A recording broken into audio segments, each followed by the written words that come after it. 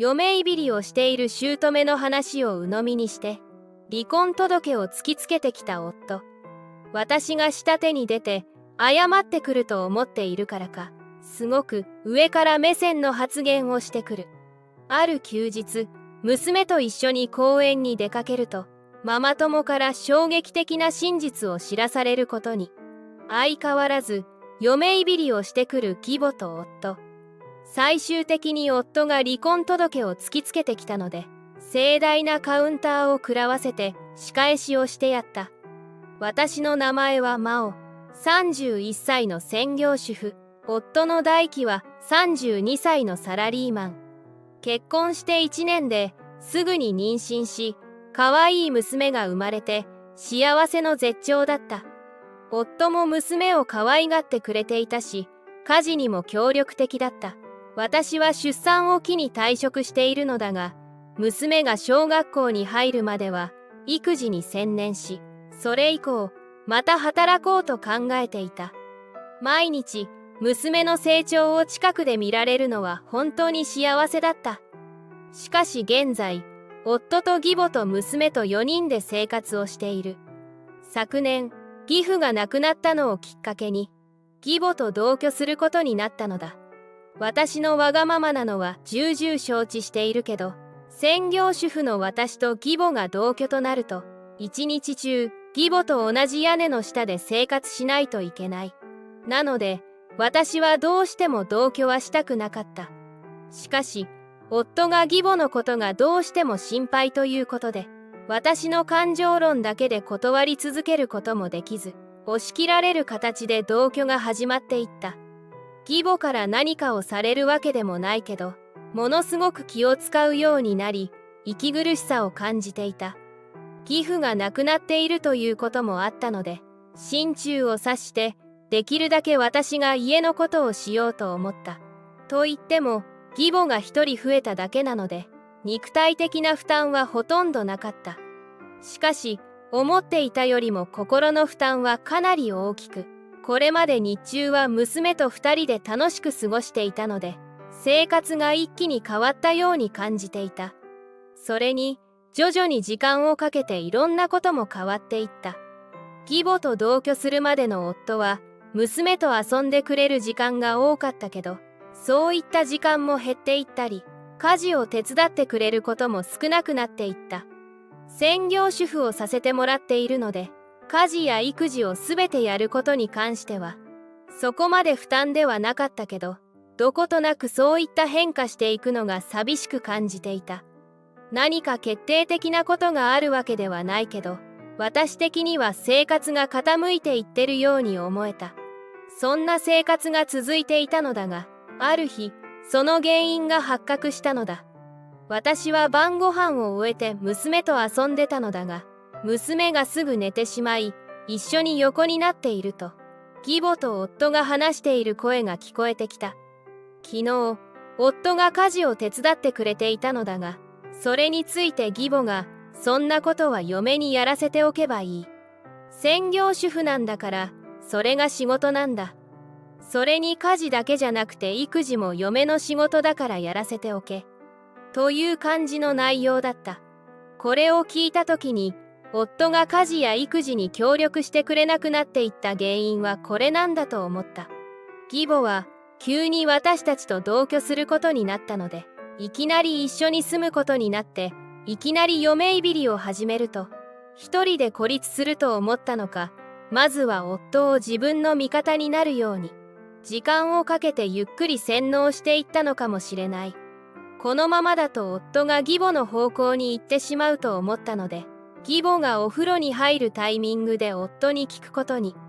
最近、家事とか育児に協力してくれなくなったけど、どうかしたの？仕事が大変なの？別に仕事が大変というわけでもないけど、まあ、真央は専業主婦で、俺は働いてるから別にいいじゃないか。これを聞いて義母の洗脳が進んでいるように感じたけど、義母が洗脳をしている証拠なんてないし、それが分かったからといって私が何かできることはなかった。でも、私は前みたいな夫が戻ってきて欲しかったので、何か行動を起こしてみようと思った。以前、休日には娘と3人で一緒に公園に遊びに行くことが多かったので、次の休みの日に夫も誘ってみることにした。あなた、久しぶりに3人で公園に行こう。ごめん。仕事でちょっと疲れているから2人で行ってきてくれ。スマホを触りながらそんなことを言われたので、ちょっとムカッとしたけど、これ以上無理に誘っても仕方ないと思い、娘と2人で公園へと遊びに行った。公園には私たちみたいに親子2人で来ている家庭もあれば、お父さんと一緒に来ている家庭もあって、そういう家族を見ると、昔はあんな感じだったなと懐かしくもあり、寂しくもあるような感情が湧き上がってきた。また、3人で遊びに行きたいなと思いつつ、もう二度とできないのかなという思いも出てきて、悲しい気持ちになることもあったけど、娘の笑顔を見ていると、そういう気持ちは和らいでいった。それ以降の生活はというと、ちょっとずつ変化があって、少しずつ義母からの嫁いびりが始まっていった。義母は夫が味方についてきたと感じたのか、徐々に私の家事や育児について口を挟むようになってきたのだ。最初は軽いところからで、家で娘と遊んでいると、うるさいから静かにしてほしいとか、料理の味付けが薄いとか、そんな感じから始まっていった。それに夫も義母寄りになっていって、一緒になって料理の味について指摘してくることもあった。平日のある日、私が義母の分のお昼ご飯も一緒に作ったのだが、今日のお昼ご飯はいつもよりまずいわね。味が濃すぎるのよ。この前、薄いと言われたので少し濃くしたのが裏目に出てしまった。でも、そこまで濃くしたわけではないので、ただ、嫁いびりをしたかっただけなんだろう。私の存在が鬱陶しいと思って、料理の味付けを濃くして病気にしようとしてるんじゃない？別にそういうわけではないです。それだったらお母さんが作ったらいかがですか？そうやって押し付けてくる。こんな嫁になると思ってなかった。なんというか、会話のキャッチボールができない。被害妄想というか、どうにかして私を悪者にしたいように思えた。その日、夫が仕事から帰ってくると、母さんにひどいこと言ったそうじゃないか。しかも家事を押し付けてくるって言ってたぞ。義母が夫に何を言ったのかわからないけど、私が義母いびりをしたことになっていた。夫が言うには、今日のお昼ご飯を義母が作って、私が一口食べてまずかったからということで捨てたということになっていた。完全にでっち上げられていたのだが、私がどれだけ説明しても証明するものはないし、義母は被害者面しており、夫はそれを信じて私が加害者になってしまった。しかもその日以降、夫からは余計に冷たく接せられることになり、さらに肩身の狭い生活となっていった。もちろん、夫も義母も家事や育児については協力してくれない。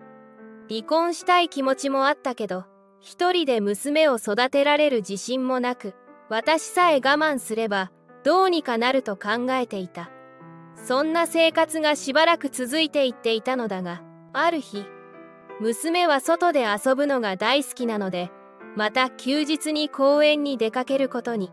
すると、ご近所のママ友とその子供も一緒に来ていた。そのママ友は旦那さんと一緒に来ていて、自分の家庭と比較してちょっと惨めな気持ちになった。子供同士とママ友の旦那さんが仲良く遊んでいたので、私とママ友は2人で話をすることに。そのママ友は私が日に日にやつれていって見えていたようで、心配するような声をかけてくれた。何か大変なことでもあったのかと聞かれたけど、自分の家庭の事情を話すのが恥ずかしかったので、詳しく話すことはできず、いろいろ大変なことがあるということしか言えなかった。その後、そのママ友がとても気まずそうに、私にさらに話しかけてきた。内容は、この前の休みの日に私の夫と思われる人と、私以外の女性が街を歩いていたということだった。ママ友と夫は義母と同居する前に公園で会ったりしていたので、見間違えることはないと言っていた。ママ友は、私が休日に子供と2人で来るようになったのも、私が日に日にやつれているのも夫の浮気が原因で、私が気づいているものだと思っていたそうだ。しかし、私にとっては寝耳に水だったので、さらに精神的な追い打ちとなってしまった。ママ友は夫が浮気していたことを私が知っていたと思っていたので、かなり気まずそうな表情をしてきて謝ってきた。何とも言えない空気が漂っていたけど、これを機にきっぱりと離婚することができるかもしれないという考えが頭によぎると、それまで落ち込んでいたのが急に元気が湧いてきた。そのママ友に感謝を告げ、娘と一緒に家に帰ることに。そうとなると、まずは証拠を集めるところから、夫の浮気の調査を更新所に依頼することにした。早く浮気の証拠を集めるために、私はあえて休日に娘と一緒に私の実家に帰ったりして、夫が浮気できる隙を作ることにしたのだ。1ヶ月もすると証拠はちゃんと集まった。調査の結果を聞くと、夫は浮気相手に離婚して浮気相手と結婚したいと言っていたそうだ。しかも、そうなると娘は邪魔になるということで、私に押し付けるなども言っていた。これを聞いて、夫に同情の余地なんて全くなくなったし、最後に残っていたほんのわずかな愛情も消え失せた。この夫の浮気調査の間にも義母からの嫁いびりもあったし、でっち上げの義母いびりもあった。夫は義母の言うことを信じていて、ずっと私を悪者にしてきた。これも許せなかったので、一気にまとめて復讐してやることに。ある日、いつものように義母が私からいじめられたと夫に報告。夫が仕事から帰ってくると、私に説教をしてきた。当然、私の言い分なんて聞き入れない。そして、今回は夫が一枚の紙を取り出してきた。おい、今すぐこれを書け。出てきたのは離婚届だった。しかも、私が義母をいびっていたということで、慰謝料まで請求してきた。私は更新所の方から調査結果を聞いていたので、その慰謝料で浮気相手とこれから旅行に行ったり、これからの新生活のための新しい家具や家電を買うということを知っていた。でも、離婚についてはそのうちしようと思っていたので、夫から言ってくれて手間が省けた。すぐに離婚届を書いて、離婚届と子供を連れて実家に帰るために、家を出て行こうとすると、夫が、ちゃんと100万円の慰謝料を俺の口座に振り込めよ。と言ってきたので、慰謝料を払うのはあなたの方よ。証拠は全部揃っているし、弁護士にも相談してるから、勝手に慰謝料を請求してください。言っとくけど、お母さんが私をいびっている証拠のボイスレコーダーはちゃんとあるし、私がお母さんをいじめた証拠はないからね。私はママ友から夫の浮気のことを聞いた時に、夫の浮気調査だけではなく、義母の嫁いびりも記録していたのだ。なので、離婚できる材料も慰謝料を請求できる材料も揃っている。夫は、私がそこまで進めているのは全く知らない様子だった。もちろん、浮気相手にも慰謝料を請求することも伝えた。すると、夫は一気に手のひらを返してきたように謝ってきた。すまない。俺が悪かった。離婚には応じるから、相手に慰謝料を請求するのだけはやめてくれ。この後に及んで、浮気相手をかばう夫。夫の浮気相手は同じ会社の若手社員。そのことが会社の人たちに知られると夫の立場はない。でも、私にはそんなこと関係がないので、泣きすがってくる夫を無視して家を出て行こうとした時、最後に夫にアドバイスしてあげた。お母さんを一度病院に連れて行った方がいいわよ。認知症かもしれないからね。夫は驚いた表情になり、義母と私に目線を行ったり来たりさせていた。私はこの家にいる理由はなくなったので、娘と一緒に出て行った。両親には以前から近々離婚するかもしれないことと、その理由について伝えていたので、温かく私たちを受け入れてくれた。その後、弁護士を通じて夫と浮気相手に慰謝料を請求。その結果、夫は浮気相手から捨てられる結果となり、会社内で若手社員に手を出した不倫野郎というレッテルを貼られ、不貞行為をしたことによる処分を受けたそうだ。その後、しばらく会社に残ったそうだけど、周りからの視線と態度に耐えきれず、会社を退職することにしたそうだ。そして、私のアドバイス通りに義母と一緒に病院に行ったみたいで、診断の結果、認知症の初期段階と分かった。これから無職の元夫は、認知症が進行していく義母と一緒に暮らすことになってしまった。一方、私と娘はというと、娘はまだ小さいので離婚という意味を理解していない。お父さんにもう会えないことを伝えると泣いてしまった。あんな人でも娘にとっては大事なお父さんなんだなと感じた。娘には申し訳ないことをしたと思ったけど、その分、いや、それ以上の愛情を注いで、これから育てていこうと思う。最後までご視聴ありがとうございます。もしよかったらチャンネル登録、高評価よろしくお願いいたします。毎日更新いたしますので、明日も見てくださいね。